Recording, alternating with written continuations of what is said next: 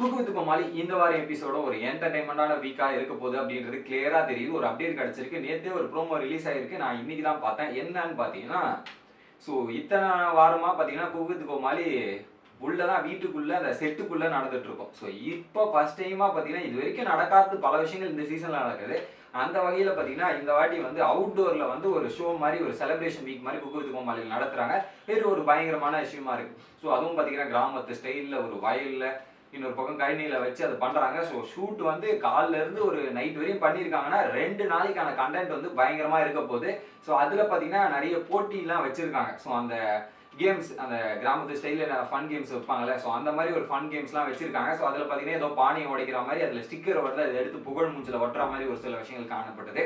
அது மட்டும் இல்லாமல் காளையன், ஸோ அந்த பழைய ஒரு சில குக்ஸ்லாம் அதில் பார்க்க முடியுது.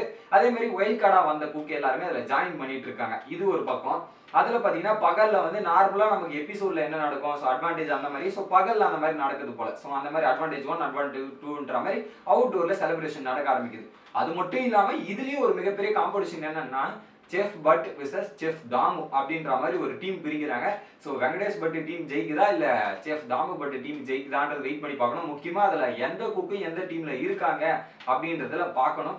ஸோ அந்த இது வந்து என்னன்னா பிரியாணி விசஸ் சிக்கன் பிரியாணி விசஸ் கறி விருந்து, இதுதான் டீம் நேமு.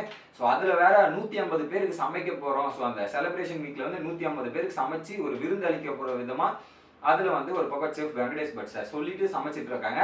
அதுலேயும் முக்கியமாக வந்து ஒரு மூவி ப்ரொமோஷனுக்காக மணிகண்டன் அப்படின்றவர் வந்திருப்பாங்க.